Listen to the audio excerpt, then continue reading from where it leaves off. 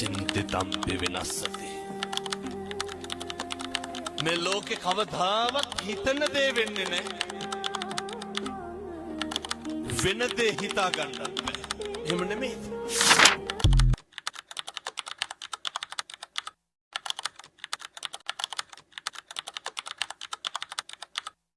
ජාතික රූපවාහිනියේ අසංකය්‍ය දන්නවත් ඇති මගේ ප්‍රවෘත්ති අංශය. අපේ පන්සලට එනවා අපේ අයියාත් එක්ක මේ අපේ පන්සල බොහොම පරණ තැනක්. ඒක ගැන පොඩි ප්‍රවෘත්තියක් හදන්න. ඒකේ අර වොයිස් කට් එක දෙන්නේ මම. ඕක අහලා මට කියනවා ඔය කටින් බණක් අහන්න ඕනේ. අහම්බ හොඳේ. මේ අහම්බේ කොච්චර දුරදි යනවනන්ද කියනවා නම් අද මේ හම්බෙන මොහොත දක්වා මේ මොහොත දක්වා මේ හම්බේ ප්‍රතිඵල තමයි.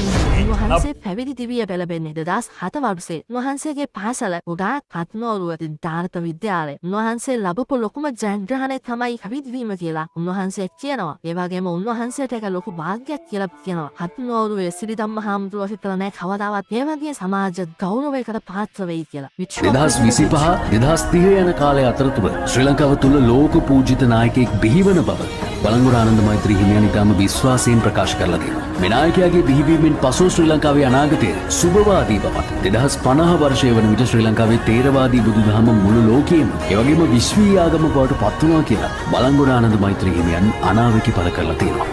යනු ශ්‍රී ලංකාව නොදුරු අනාගතයේදී මුළු ලෝකයේම බල කේන්ද්‍රය බවට පත් වන බවත් බලවත්ම නැගී සිටින බවත් උන්වහන්සේගේ අනාවැකි තුල ඇතුළත් වන කාරණාවලින් පොඩින්ම කියන 15 වන ප්‍රබල ආධ්‍යාත්මික නායකයා නිසාම තුන්වන ලෝක යුද්ධයෙන් කිසිදු ආපදාවක් ශ්‍රී ලංකාවට ඇති නොවන බව උන්වහන්සේගේ මේ අනාවැකි වල සඳහන් කරලා තියෙන බව ඔබට මතක කළ යුතුයි. අපිට ඕන විදිහට වෙන්නේ නැහැ.